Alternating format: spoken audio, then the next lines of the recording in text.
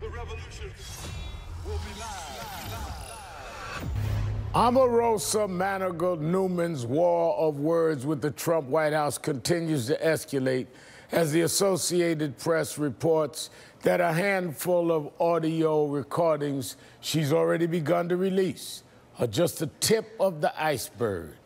That includes video, email, and text messages that deterrence may come in handy as the White House has initiated legal action against Newman and the publisher of her new book, Unhinged, an insider's account of the Trump White House.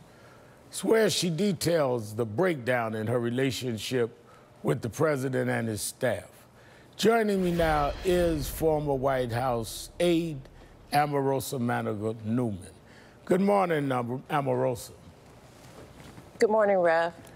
Now, let me say this. Last April 17, you came to National Action Network's convention at my invitation, and you spoke on behalf of the president and his first 100 days. I got up behind you and disagreed vehemently. You left. You wrote about it in your book. And you and I haven't spoken since then. But we have known each other a while. You were even a member of National Action Network. I used to see at Essence Music Festival, met your mom. So I know you. Unlike a lot of people that don't know your background, you worked in the White House before. You're not just somebody that just ended up where you are by accident. But many people felt, why is she there with Donald Trump? He is a bigot. He's a racist. And I raised the National Action Network event, not for you and I to continue our argument, but to say you really went out there and tried to convince us to give you a chance that you could work and get this president to do some things.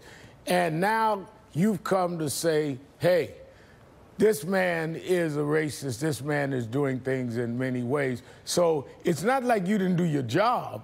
It's that maybe you couldn't do your job. I'm a living example. Somebody that had a friendship with you, that you went up to your friends that was calling you names, sell out and all of that, and tried to convince us to talk to this man.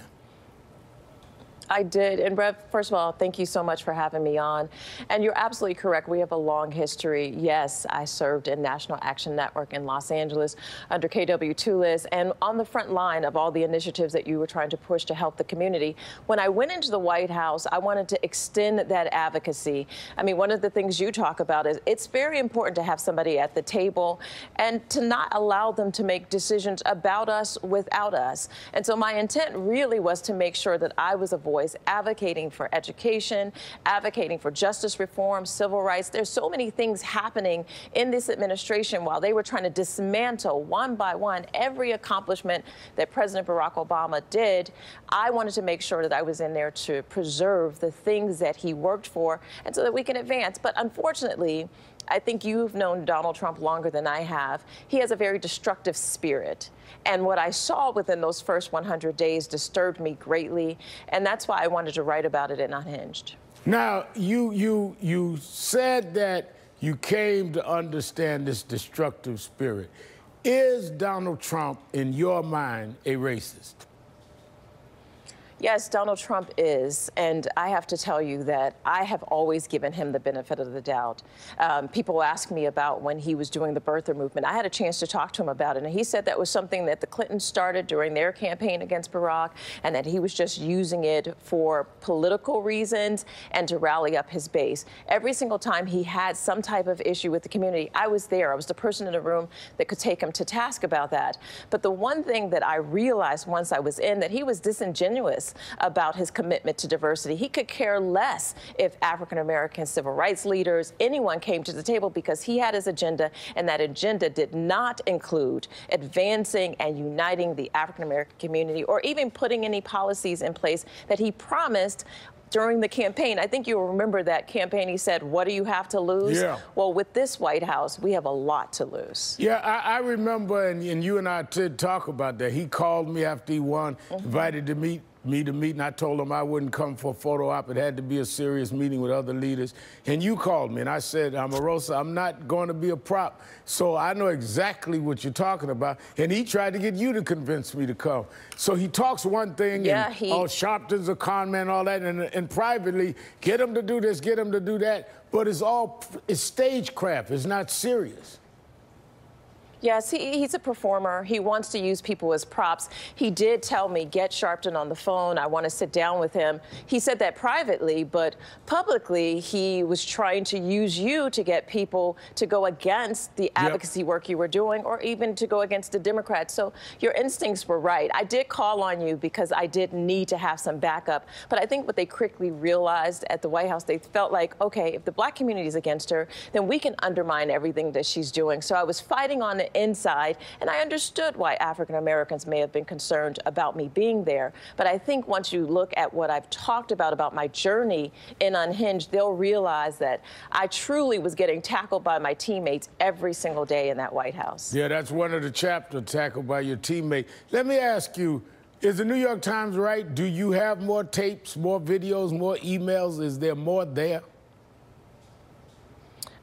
Absolutely. I have this huge kind of 15-year record with Donald Trump, and I'm very good at documenting my life, documenting things that happened, but particularly things that were peculiar to me. And, you know, I think that I showed when I shared that tape of General Kelly when he took me in the basement of the White House into the Situation Room.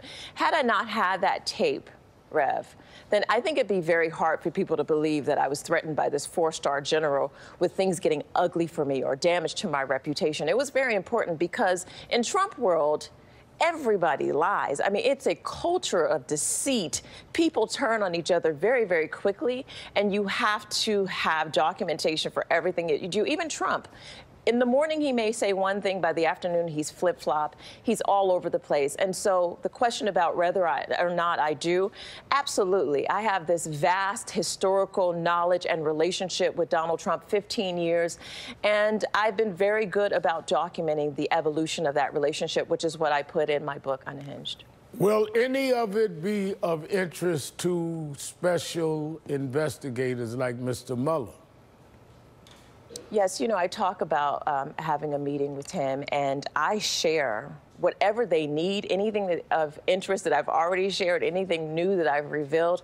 I am fully cooperating with them. I think it's important to You are cooperating with the Mueller. You are cooperating with the Mueller investigation. Yes, I'm so sorry. My earpiece is popping out. Yep. I am. And you're willing to hand over to them anything that may be helpful, even if it's corroborating some things you may not know that they need a missing piece.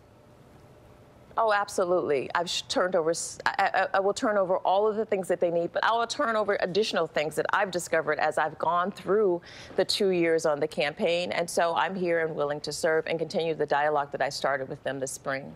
Now, what do you think about the New York Times story this morning saying that the White House counsel McCann has had all of these hours of talk with them? Do you think there's a potential for he and others to say, wait a minute, I'm not taking the fall for Donald Trump here? It doesn't surprise me. You know, Don McGahn is a professional, and his commitment is to the country, not to Donald Trump. I think it's important for all of us to realize that when we took that oath, and Don McGahn was an assistant to the president just like me, and we all took the same oath, but we took the oath to this country, to the Constitution. We did not take an oath to Donald Trump. Let me ask this. In terms of diversity in the White House, I've been in this, as you know, a long time in civil rights. I can't think of a president, even Republican from Nixon on, that didn't have a black in the West Wing in at least the discussions, in the senior administrative leadership until now. You were the most public face there. And even there, they didn't want you in a lot of the meetings that you insisted to be in, as I read the book. He's the first president that has outright excluded. He can call me and other activists a racist all he wants. He's the only one with a lily white inner circle. Am I right? You're absolutely correct. And it's much worse than people even realize. There's 30 assistants to the president right now. There are none representing the African American community. There are SESs as well as Schedule Cs that make up the bulk of the appointments to each of the agencies. And the diversity in the agency is very sparse. And in fact, when we submitted candidates, they were rejected over and over again. And I will tell you that they haven't even made an attempt to replace anyone in OPL to do the African-American outreach. They just kind of detailed a guy over for just 3 months, I think, to do a little window dressing. But there is really no real commitment to diversity in the White House. And he's unapologetic about it because he's completely contradicted the commitment he made when he did that campaign of what do you have to lose? Well, clearly, we have to lose a voice, an advocate, someone who understands the issues and knows how to reach out to the community. We have a lot to lose. And in fact, we're losing right now because Donald Trump is disingenuous about his engagement and his outreach. And in fact, I believe he wants to start a race war in this country. Wow. Let me ask you this, Omarosa. You were attacked by many, including me, in terms of positions, nothing personal. And you took the heat and you took being called a sellout and all. And then you decided that you were going to come with this book. Some say, oh, she's just selling books. But you went way above and beyond just saying something. You really went and advocated. How did you feel when you saw the president call you a lowlife and a dog after you had taken all of these arrows for him? You know, when he called me that dog, I thought that it was clear evidence, one, that he has absolutely no respect for the presidency. It was such a vulgar slur. And can you just imagine if he would say that publicly? What is he saying about me and other African Americans privately?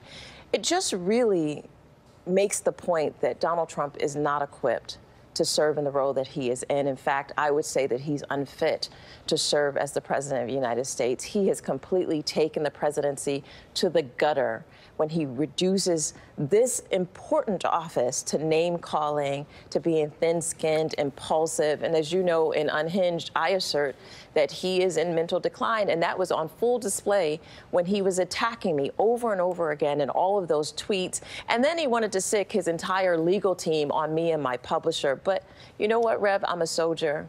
I'm built for this, and I'm ready for this fight. I am not intimidated or afraid of this president. I have an entire community of faith who is praying for me and undergirding everything that I'm doing. And I will say that really at the end of the day, the truth matters. The truth matters, and we will all come on the right side of this because this country has endured much worse, and African Americans have endured much worse than Donald Trump. Well, as you said, a community of faith. You're the first lady of a church there in Jacksonville, so tell Reverend Newman that you and I are speaking again, and y'all have a great service today. Thank you, Omarosa Manigault Newman. Thank you, Rev. I will tell them. Up The revolution will be live.